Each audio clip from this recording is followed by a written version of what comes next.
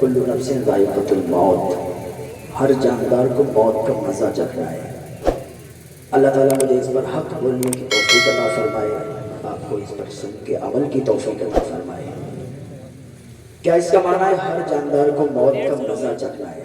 اب ایسا کوئی نہیں ہے کہ جسے موت کا مزہ نہ چکھنا ہو۔ کوئی ایسا ہے تو میرے پاس آ کے کہے کہ مجھے دنیا میں ہی رہنا ہے، مجھے موت نہیں آئے گی۔ ایسا کوئی شخص نہ میں نے دیکھا ہے نہ آئے گا کہ دنیا میں ہی رہے، ایسا کوئی نہیں۔ ہر جاندار کو موت کا مزہ چکھنا ہے۔ بڑے نامور آئے، بڑے بادشاہ آئے، جن کا یہی کہنا تھا کہ میں یہ ہوں، میں وہ ہوں، میں یہ کر سکتا ہوں، میں وہ کر سکتا ہوں، لیکن بس سب مٹی میں مل گئے، سب دفن ہو گئے، سب قبر کے اندر چلے گئے، سب ان کا نام و نشاں باقی نہیں ہے، ان کا نام لینے والا کوئی باقی نہیں ہے۔ بہت بڑے بڑے لوگ آئے۔ ایک بادشاہ تھا جس کا کہنا یہ تھا کہ میرے سامنے کوئی بھی کھڑا نہیں ہو پاتا ہے، میرے سامنے کسی کی یہ جرات نہیں ہے، کسی کی یہ مجال نہیں ہے کہ میرے سامنے کھڑے ہو کے مجھ سے بات کر سکے۔ اس کا رعب و دبدبہ اتنا تھا کہ اس کے سامنے کوئی بھی بات نہیں کرتا تھا، اگر اسے دیکھ لیتا تھا تو راستہ بدل دیتا تھا، یہ کو بالکل کم کر دیں۔ تو وہ بادشاہ ایک دن راستے سے گزر رہا تھا، راستے سے جا رہا تھا کہ ایک بزرگ انسان، ایک بوڑھا انسان، اس کی جرات اتنی ہوئی کہ اس نے اس کے گھوڑے کی لگام پکڑی۔ کہ بادشاہ رک، کدھر کا رک ہے، کہاں جا رہا ہے؟ اس نے کہا تیری اتنی مجال، میرے سامنے کوئی کھڑا نہیں ہو پاتا ہے، تو نے میرے گھوڑے کی لگام پکڑ لی۔ اس نے کہا ابھی تیری گردن اڑاتا ہوں۔ اس نے تلوار نکالی اور اس کو قتل کرنے کے لیے آگے بڑھا۔ اس نے کہا میری ایک بات سن لے۔ اس بزرگ انسان نے کہا میری ایک بات سن لے۔ کہ کیا کہنا چاہتا ہے؟ کہا ادھر تو آ۔ وہ نیچے گھوڑے سے کہ میں ملک الموت ہوں اور تیری روح قبض کرنے کے لیے آیا ہوں۔ جب اتنا کہا نا تو اس کے رونگٹے کھڑے ہو گئے، پسینہ آنے لگا اور فوراً کہنے لگا مجھے تھوڑی مہلت دے دے، مجھے تھوڑی سی مہلت دے دو۔ ملک الموت نے کہا نا تجھے ایک منٹ کا ایک سیکنڈ کی مہلت نہیں ملے گی، ایک سیکنڈ کی بھی مہلت نہیں ملی اسے، وہ ایسے ہی چلا گیا، اس کی روح قبض ہو گئی، وہ مر گیا۔ تو پتا چلا کہ جب موت آتی ہے نا تو پھر مہلت نہیں ملتی ہے، ٹائم نہیں ملتا ہے، پھر آپ اگر توبہ کرنا چاہیں پھر بھی نہیں کر سکتے۔ تو اس سے پہلے یہ بھی توبہ کے دروازے کھلے گئے، اس سے پہلے ہی توبہ کریں، اللہ کی بارگاہ میں آ جائیں، اللہ ایک آنسو سے معاف فرما دیتا ہے، ایک توبہ سے اللہ معاف فرما دیتا ہے۔ کتنے بھی زیادہ اپنے گناہ کر لیے، کتنے بھی گناہگار آپ ہیں، اللہ کی بارگاہ میں آئیں۔ لوگ کہتے ہیں یار میں بڑا گناہگار ہوں، میں کیسے اللہ کی بارگاہ میں جاؤں، میں کیسے توبہ کروں، میری توبہ اللہ قبول کرے گا یا نہیں کرے گا؟ اللہ فرماتا ہے میرے بندے تو آ تو صحیح، تجھے تیری توبہ کو ایسے قبول کر دوں گا، تیری توبہ کو ایسے قبول کر لوں گا، تیرے گناہ کو ایسے معاف فرما دوں گا جیسے تو نے کبھی گناہ ہی نہیں کیے۔ اللہ تو ایسا معاف فرمانے والا ہے۔ 70 ماؤں سے زیادہ جو پیار کرنے والا نا میرا اللہ ہے۔ ایک ماں اگر بیٹا اپنی ماں سے کہے ماں تو وہ کہے گی کیا بات ہے بیٹا، دوبارہ کہے ماں پھر وہ کہے گی، دوبارہ کہے ماں، 5-6 بار اگر ماں سے ماں کہہ دو نا تھپڑ مار کے بھگائے گی، کیا ماما کی رٹ لگائے، کیا ماما کہتا ہے۔ لیکن اللہ اتنا قریب ہے نا، اتنا رحیم ہے، اگر بندہ ایک مرتبہ کہ یا اللہ، وہ 70 مرتبہ کہتا ہے میرے بندے بتا کیا کام ہے، 70 مرتبہ کہتا ہے، 70 ماؤں سے زیادہ پیار کرتا ہے۔ ایک بیٹا تھا، چھوٹا سا بچہ تھا، اپنی ماں کے پاس رہا کرتا، اس کی ماں نے اس سے کوئی غلطی ہوئی، اس کی ماں نے اسے تھپڑ مارا اور گھر سے باہر نکال دیا، دروازہ بند کر دیا۔ لڑکا دروازے پر کھڑا رہا، روتا رہا، اس کی آنکھ لگ گئی، دہلیز پہ سو گیا۔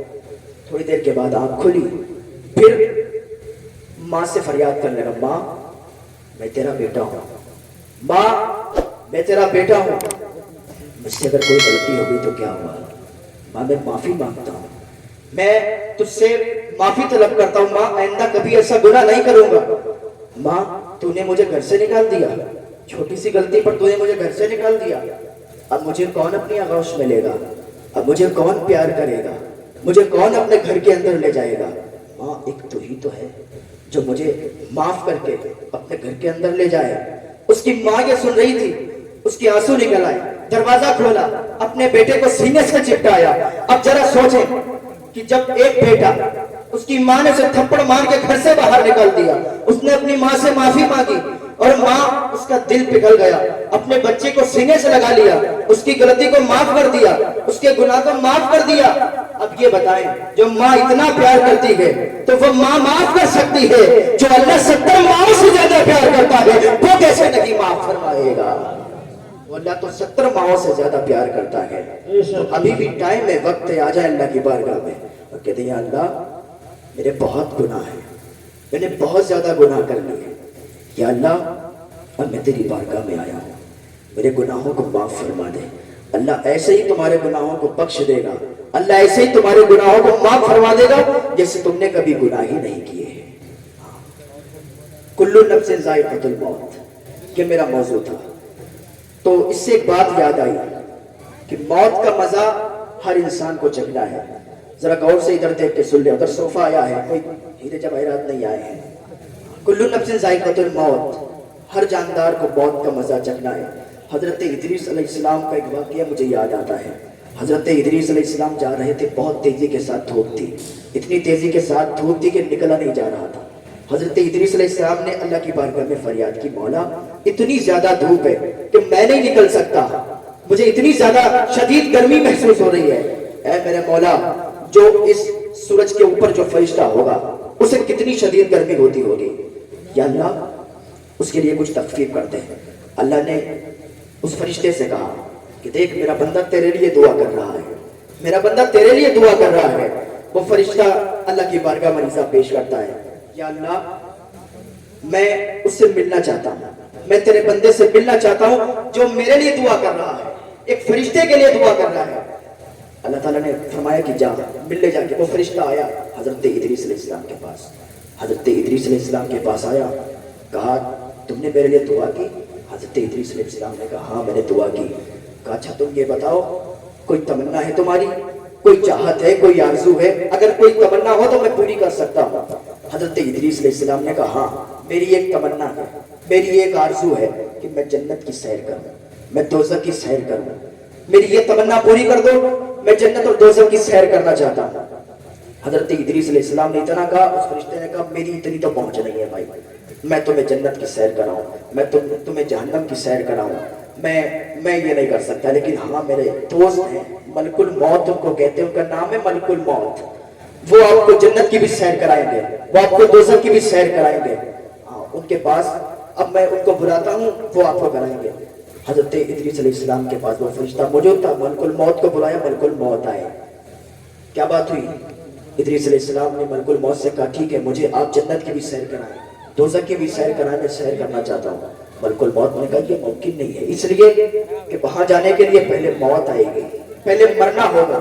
حضرت ادریس علیہ السلام نے کہا ٹھیک ہے، کل نفس ذائقۃ الموت. اللہ قرآن میں فرماتا ہے ہر جاندار کو موت کا مزہ چکھنا ہے. آپ ایسا کریں میری روح کو نکالیں اور پھر میری روح کو میرے جسم میں ڈال دیں. وہ جو آیت کے اللہ نے فرمایا ہے کل نفس ذائقۃ الموت، اس کے تحت مجھے موت آئے گی اور پھر میری روح میرے جسم میں آ جائے گی، پھر تو میں جا سکتا ہوں. حضرت ملک الموت نے کہا ٹھیک ہے، ان کی روح قبض کی اور پھر ان کے جسم میں ڈالی. کہا چلو دوزخ کی سیر کرائی، دوزخ کی سیر کر لی. اب جنت کی سیر کرنے کے لیے ملک الموت لے گئے. جنت کی سیر کرنے کے لیے ادریس علیہ السلام جا رہے ہیں. ادریس علیہ السلام جنت کے اندر داخل ہوئے، جنت کی سیر کرنے لگے. ایک ٹائم گزر گیا، حضرت ادریس علیہ السلام جنت کی سیر کر چکے تھے.